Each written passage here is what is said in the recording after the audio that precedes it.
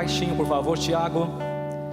Queridos filhos e filhas da igreja, após a saída do Egito e a fantástica, fabulosa passagem pelo Mar Vermelho, que foi um grande milagre, o mar se abriu em duas partes.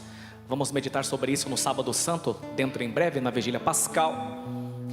O povo de Israel, guiado por Moisés, começa a viagem para atravessar o deserto do Sinai e para só então conseguirem chegar à terra prometida, Canaã, onde corria leite e mel.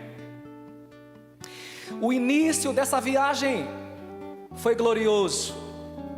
Aconteceram grandes prodígios, sinais portentosos. Podemos nos lembrar de alguns. Por exemplo, a Bíblia diz que durante o dia uma nuvem fazia sombra e protegia o povo, guiando pelo deserto. À noite a nuvem sumia e formava-se uma coluna de fogo que devorava os inimigos e ao mesmo tempo com seu clarão mostrava o caminho. E esse clarão será para nós o círio pascal na vigília do Sábado Santo. Deus fez, por exemplo, quando o povo tinha fome em pleno deserto, chover pão, que é o maná. Deus fez as codornizes caírem quando tiveram vontade de comer carne. Milagres, sinais e prodígios o tempo todo, de modo que o povo estava certo, não tinha dúvida de que Deus estava ao lado deles, fazendo assim acontecer cânticos festivos e gritos de festejo, de alegria. Mas não foi assim até o final. Logo depois começaram as dificuldades. O calor sufocante do deserto, escaldante o deserto do Sinai, e não tinha protetor.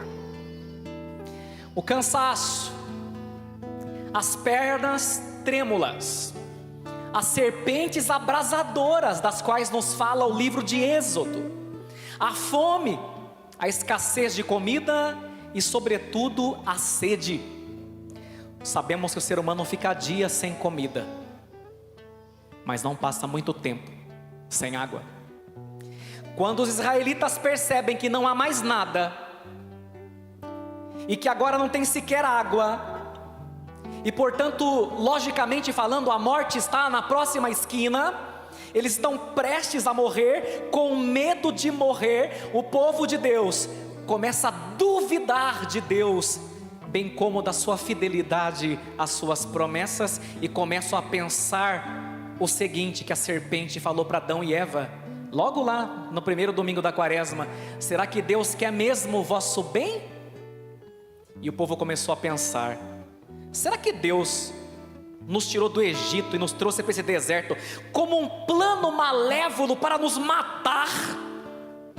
Em outras palavras, o povo começou a se perguntar: será que Deus está do nosso lado mesmo ou não? E tentaram o Senhor seu Deus. Isso ficou tão claro que, abra aí a sua primeira leitura, veja aí. Quando você olhar a sua primeira leitura, eu estou sem o folheto, mas não preciso, olha aí.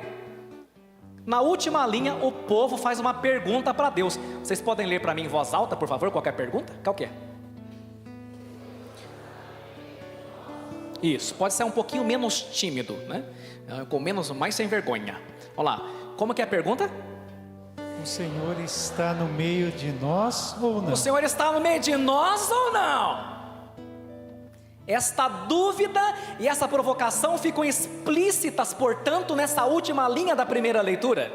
E talvez você e eu possa pensar, porque eu já pensei nisso também: mas que povo desaforento, que povo sem fé, ai que povo resmungão, que povo meia boca. O mesmo acontece com os neófitos, com os recém-convertidos. Logo no início, após o batismo, tudo são flores. É até bonito de ver. Parece até que Jesus, que com Jesus e com a nova vida de igreja, você que começou faz pouco tempo, né? Seja bem-vindo. Com a sua nova vida de igreja, não terei mais dificuldades. Vou caminhar no Espírito, e Ele me conduzirá pelos prados e campinas, só alegria. Engraçado que a turma canta pelos prados e campinas, mas esquece que o mesmo Salmo 22 fala que vai chegar uma hora que você vai atravessar o desfiladeiro escuro da sombra da morte. Mas a turma só fica com os verdes prados e campinas. Verdejantes eu vou. Deus me protegerá de todas as desgraças. Não terei mais doenças, não terei mais problemas em minha família. Acidentes só com quem não vai à missa. E cá entre nós, é super fácil crer assim, não é? Mas depois, tal qual, ou como o povo no deserto, meu amigo e minha amiga, vem os desencantos, até porque você vai percebendo, dependendo sua maturidade, não é? Na fé, que a fé, se não for uma fé meramente neopentecostal, você vai percebendo que a fé não torna as coisas fáceis, que a fé torna as coisas possíveis, e isso é totalmente diferente. Já te disseram quais são os 3 estágios para se resolver problemas pela fé? Vou explicar. Já falei 7 anos atrás, mas a turma esquece e tem gente nova. Os 3 estágios para resolver problema pela fé. Porque problema todo mundo vai ter, quem vai na missa, quem não vai. Agora tem um jeito de resolver. E para resolver você precisa dar 3 passos na fé. Quais são os 3 passos? Fale comigo. 1, impossível. 2, difícil. 3, possível. Pensou? Primeiro é o quê? Impossível. Você olha e fala, não dá. O médico desenganou, eu vou perder a minha casa. Humanamente falando, não tem o que fazer. Cheguei no Mar Vermelho, o mar não abre. O que é isso? Impossível. Depois você começa a rezar, fazer os 7 sábados, fazer novena para Santa Filomena, pedindo intercessão, acreditando que para Deus nada é impossível. E aí lá para o 3º, 4º dia parece que deu uma andada no processo, que estava embargado. Parece que a aposentadoria vai sair, parece que a sua promoção vai chegar, parece aquele pecado que você tentou tantos anos agora está um pouco mais fácil, com a graça de Deus. E aquilo que era impossível ficou o que agora? Difícil. Tá difícil. Mas você percebe que difícil já melhorou, né? Não é a mesma coisa aqui? Impossível. E depois com Deus, pelo seu soberano poder, tudo se torna possível. Sempre são esses 3 estágios, meu filho e minha filha, para todos nós. Primeiro é impossível, aí você persevera com ele, aí fica difícil. Por exemplo, Lázaro morreu, impossível. Jesus falou, rola a pedra, vamos rezar. Bem, é difícil. Depois Lázaro vem para fora, e aí então, é possível? Então aprenda uma coisa: a fé não existe para tornar as coisas fáceis, porque se tornar as coisas fáceis, Deus cria pamonhas, e Deus não trabalha com gente molenga. A fé existe para tornar o impossível possível, meu filho e minha filha, aprenda isso. Então, as dificuldades continuam caminhando pelo deserto da vida, e por vezes, quando você passou a ser da igreja, largou de ser pamonha, até maiores. Então vamos descobrindo também outros desencantos. Quais? Que os membros das nossas comunidades não são exatamente aquelas pessoas perfeitas, exemplares que a gente imaginava. Quem já é velhão de igreja sabe, né? Tem uns arranca-toco, uns desentendimentos, disputa de poder. Às vezes o marido não é tão fiel quanto parece. E aí a pessoa que já é molenga, que já quer que a vida acabe ladeira abaixo, usa o pecado dos outros para justificar porque ela parou de ir na igreja. Não vou mais na igreja porque lá tem gente pior do que eu. Na padaria tem gente que compra pão pior que você, e talvez o padeiro seja, você nunca para de comprar pão. Talvez também, né, o mundo onde você vive tem assassinos, tem pedófilos, tem abusadores, mas você não quer morrer. Você não quer sair do mundo porque tem gente que não presta, não é verdade? Você quer sair da igreja porque você não quer ser de Deus. Está esperando a primeira desculpinha para você dar no pé, porque você não ama a Deus sobre todas as coisas. Malemar, você ama a si, certo? É um choque de realidade, mas necessário. E aí você precisa entender então que aqueles que erram na casa dele não tem nada a ver com o dono da casa. E é preciso separar as coisas, senão daqui a pouco nós vamos encontrar líderes que não são honestos, coordenadores que não são honestos, padres que não são honestos, diáconos que não são honestos, e nós vamos começar a largar o reino de Deus, nós vamos começar a largar a igreja. E aí quando você para de vir na igreja por causa dos outros, já mostra que você nunca veio por causa do dono. O dono não erra. Os que frequentam, infelizmente, erram. E é preciso saber separar essas coisas, né? E nessa caminhada então, você vai vendo que os problemas continuam, mas que você agora com Cristo, você vai superando, você vai mudando de modalidade. Aquilo que era impossível vai se tornando difícil, e aquilo que era difícil vai se tornando possível. Então você vai entendendo que ir para o mundo não vai resolver, que fugindo de Deus não vai resolver, que aquilo que é impossível para o mundo lá fora é possível para Cristo aqui dentro. E é então, e só então, que as sagradas letras vão se esclarecendo. Quando São Paulo, de maneira brilhante, na sua carta aos Romanos, segunda leitura, versículo 5, abra aí, versículo 5. Essa frase é uma das minhas preferidas de São Paulo apóstolo. Depois daquela, Filipenses 4,13, tudo posso naquele que me fortalece. Depois de 1 Tessalonicenses 5,18, em tudo dai graças. Essa é a terceira preferida minha de São Paulo. Versículo 5, eu vou começar e você vai, quer ver? E a esperança não decepciona. Agora você. Porque o amor de Deus é derramado em nossos corações. Como? Pelo Espírito Santo que nos foi dado. Como é que você recebe o Espírito Santo? O único jeito? Como? Pelo batismo. Por isso vocês vão batizar os bebês. Não tem outro jeito de receber o Espírito Santo. O amor de Deus vai ser derramado nessa criança como? Pelo batismo. Agora veja o que São Paulo falou para nós no versículo 5 da segunda leitura. Fale comigo. A nossa esperança. Nossa esperança. Não decepciona. Não decepciona. Todos nós fomos e seremos decepcionados por nós e pelas pessoas que nos circundam e pelo mundo que está à nossa volta. Quantas vezes as pessoas te decepcionaram?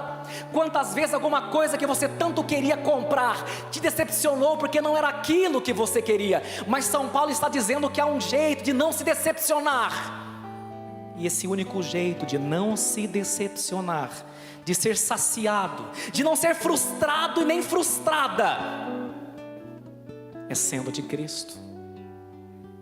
E aí nós podemos sobrevoar, dar um salto para o Evangelho. No Evangelho belíssimo encontramos um interessante paradoxo.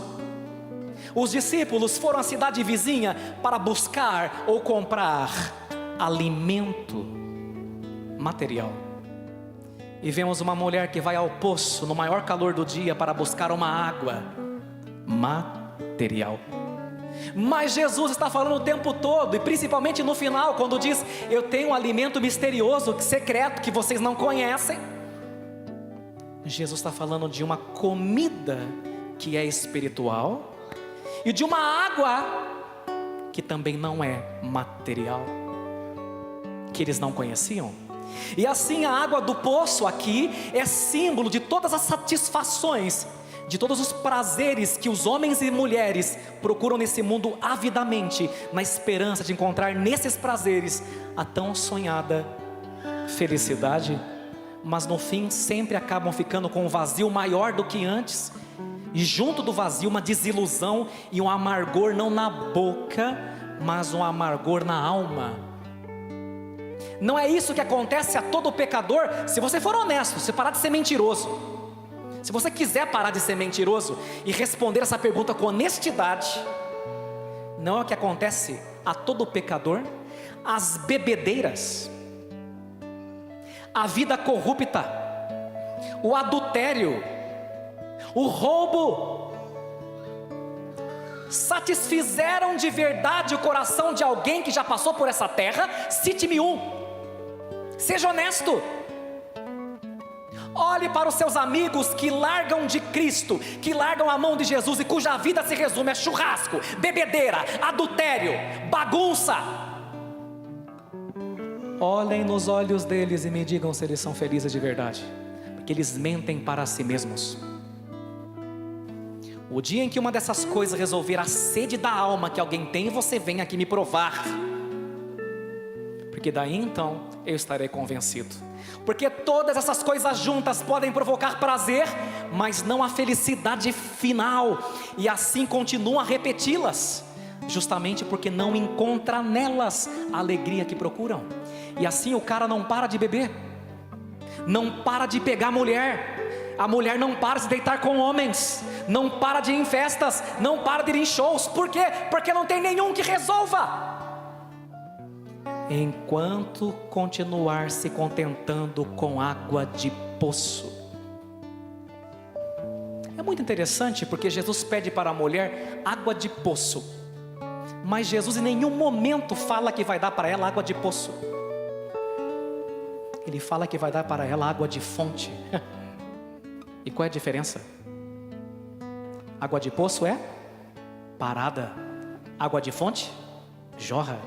Água represada junta dengue, água que corre, nela as doenças não se multiplicam, porque elas estão em correnteza. Isso é água viva.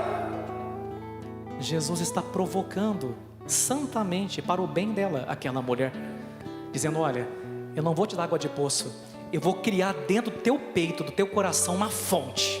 A água vai correr e jorrar sem parar. Não é mais água parada, agora é água que corre.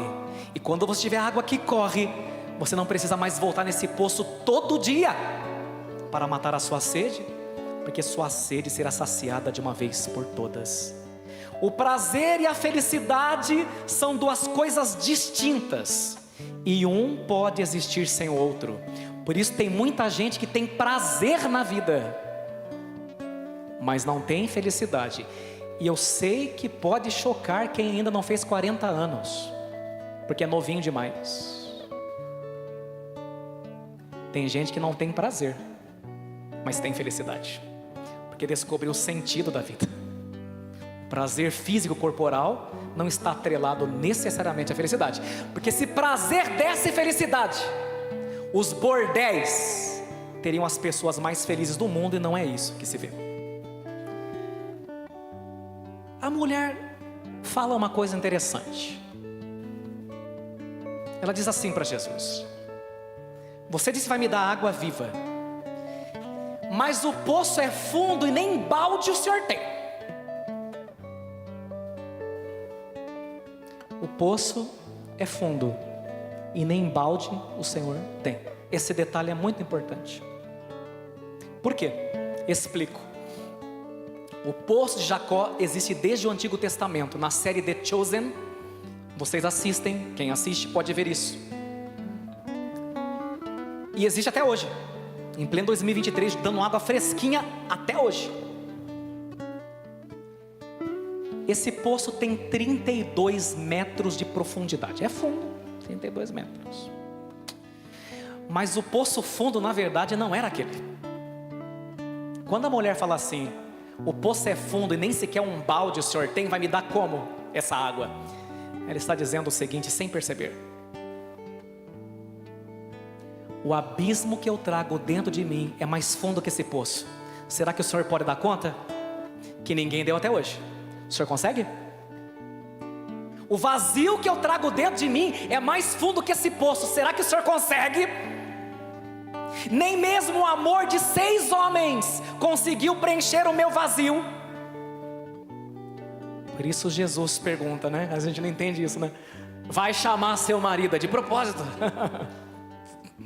E ela já na defensiva: não tem marido. Opa! Falou a verdade. Não tem mesmo. Se teve 5, está com o 6º, e esse 6º não é teu.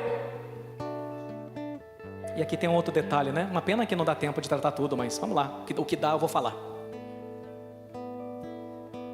Que número de marido que era? Que hora era? Meio-dia na Bíblia é a 6ª hora, porque os romanos e os judeus não contam a hora como a nossa. A hora nona é 3 da tarde. 6ª hora é meio-dia. Então não pense você que era o 6º homem e que era a 6ª hora numa coincidência, porque não existe coincidência. Existe deusidência, que é Deus por detrás das coisas. Quando Jesus chega na 6ª hora, no 6º marido, significa 2 coisas. A primeira: 6ª hora é meio-dia, quando o sol está a pino, que aquela mulher tinha chegado no auge das suas paixões, no auge da sua cegueira, no auge do que esse mundo pode oferecer. E é nessa hora, quando você experimentou tudo que o mundo pode te dar, e mesmo assim se sente vazio, é nessa hora que Jesus chega. Porque é nessa hora que caiu a sua ficha, é nessa hora que Ele vem. Para a maioria de nós, quando você se desencantou do mundo, é aí que Cristo chega. E tinha que ser o sexto, porque o 7 na Bíblia é o número da perfeição. Jesus agora era o sétimo, o perfeito, a plenitude, porque todos vieram para sair, mas Jesus veio para ficar. Não podia ser nem o oitavo nem o quinto, ele tinha que ser o sétimo homem na vida daquela mulher. E aí então ele completa aquela mulher. Aí aquela mulher não se sente mais vazia, porque uma alegria começou a jorrar dentro dela, e ela não tinha explicação. Se ela tivesse um terapeuta, ela não ia saber explicar o que aconteceu. Ela só sabia que encontrou alguém que, sei lá, magicamente fez com que a sua tristeza, com que a sua ansiedade, com que a sua solidão desaparecesse. E agora aquela mulher, de uma forma inexplicável, era uma nova pessoa, era uma nova mulher. Por isso mesmo, nós cristãos católicos não acreditamos em duas metades que se encontram. Sabe as metades da laranja do Fábio Júnior? A gente não acredita. Nós acreditamos em duas pessoas inteiras, que já tendo sido encontradas por um amor maior, que é o amor de Jesus, agora pelo namoro, pelo noivado e pelo sacramento do matrimônio, podem fazer a vida, a travessia da vida de mãos dadas, não mais por necessidade ou dependência emocional, mas por opção vocacional. Tem gente aí do lado, não é porque ama não, é porque é um dependente. Isso não é amor, isso é droga. O contrário do amor, a dependência emocional é o contrário do amor. É quando você é capaz de olhar para uma pessoa e dizer assim: olha, eu posso viver a minha vida sem você, sabia? Mas eu não quero, que eu quero você na minha vida. Mas não é porque eu preciso de você, eu preciso de Deus. Por isso, se você quer ser uma esposa e um marido realizado, arrume uma pessoa para casar que ame mais a Deus do que você. Porque se você arrumar uma pessoa que ama mais você do que a Deus, você está ferrado. Porque ela vai cobrar de você uma perfeição que ela não tem, uma perfeição da qual ela não é capaz. E quando você perceber que ela não é capaz, você se separa e pede o divórcio. Duas pessoas pela metade? Duas pessoas inteiras, que decidiram caminhar juntas, não por necessidade, mas por liberdade, por opção. Que a maioria está com alguém do lado para tapar buraco, viu? Não é por sinceridade não. E é por isso que quando vem um católico solteiro e perguntam para ele, até em tom de chacota: e aí, tá solteiro? Responde sim. Então tá sozinho? O católico verdadeiro responde: solteiro sim, sozinho nunca. Tem Jesus, a Virgem Maria, os santos anjos e o céu inteiro está rezando por mim. Solteiro sim, sozinho nunca. Até porque tem gente de aliança que está sozinha, deitada numa cama acompanhada, mas está sozinha, porque o marido não é capaz de lhe fazer verdadeira companhia. E então a gente vai entendendo o quanto a gente precisa de cura, como aquela samaritana, e que infelizmente, queiramos ou não, pessoas feridas se atraem. Aquela mulher estava machucada, então ela só chamou para a sua vida gente ferida, gente machucada, porque gente que não foi curada por Jesus, gente que não passou por cura e libertação, vai atrair enrosco o tempo todo.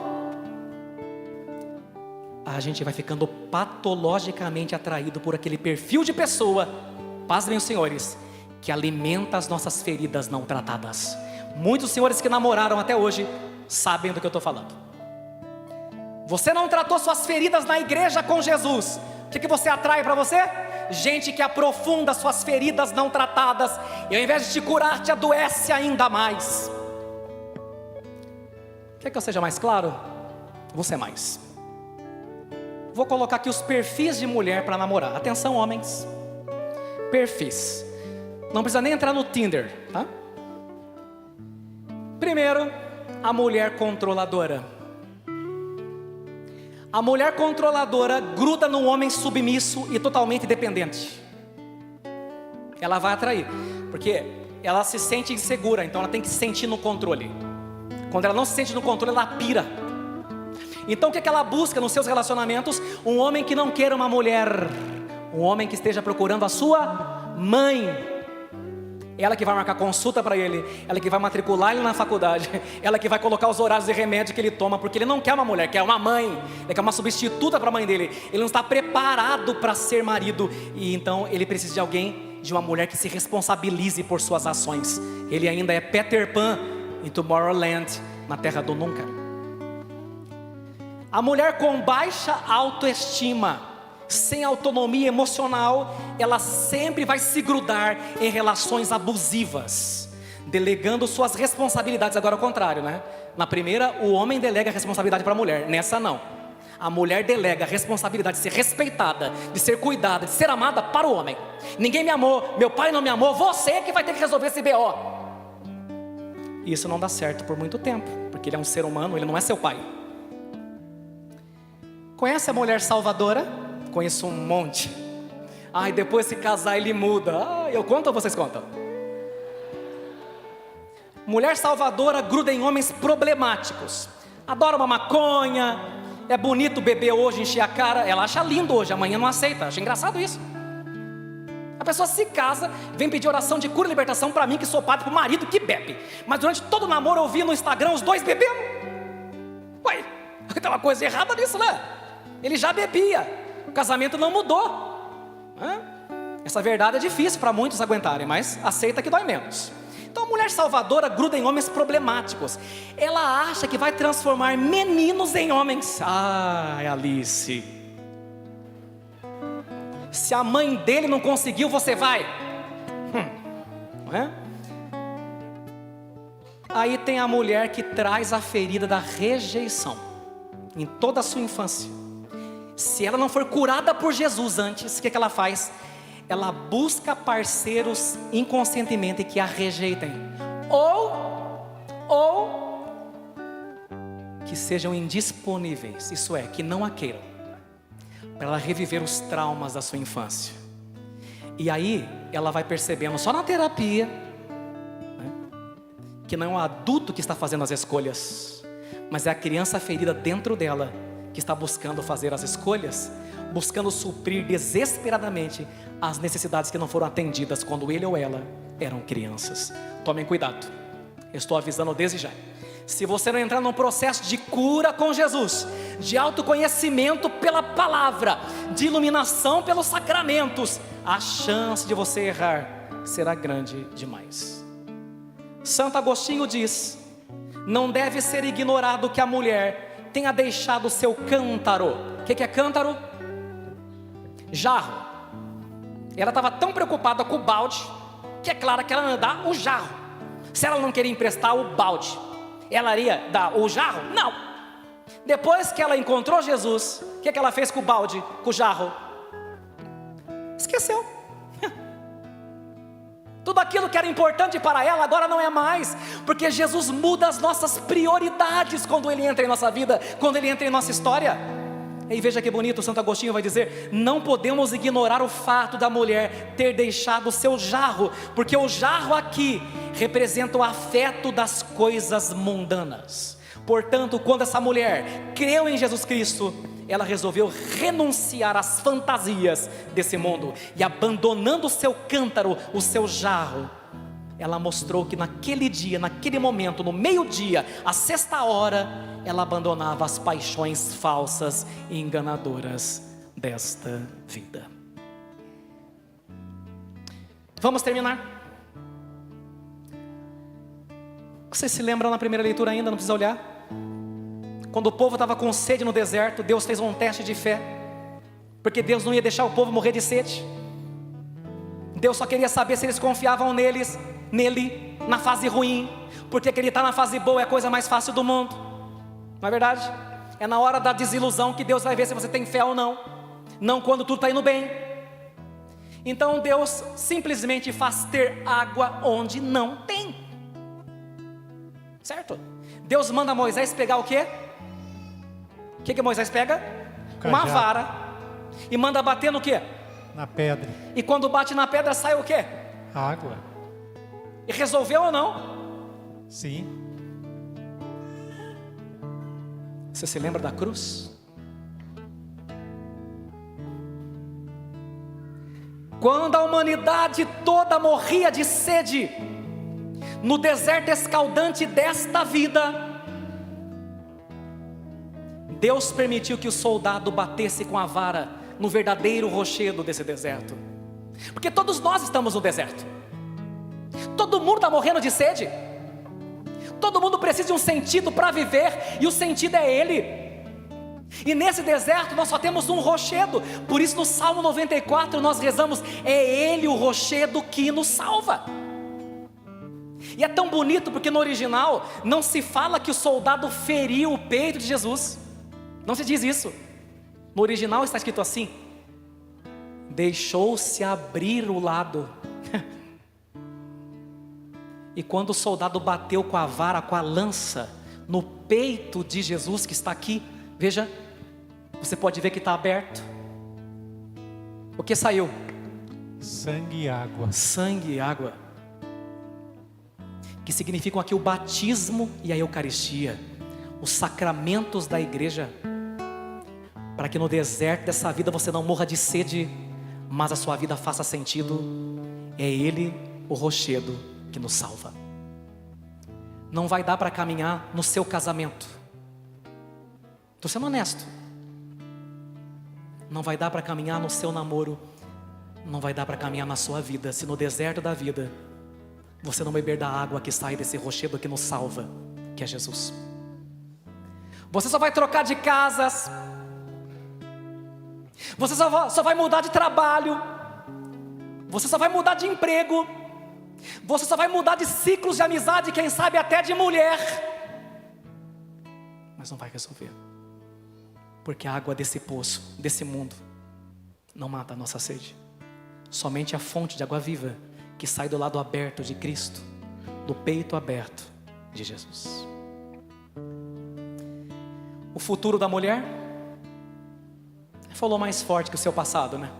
Ela tinha um passado do qual podia se envergonhar, mas o futuro falou mais forte que o passado, porque é justamente porque todo santo teve um passado, é que todo pecador tem o direito de ter um futuro, e você também tem. Por mais que você tenha cá entre nós enfiado o pé na jaca, talvez você tenha, não interessa, seu passado já não importa mais, porque todo santo teve um passado. Todo pecador tem direito a ter um lindo e belo futuro. Assim seja. Amém. Amém.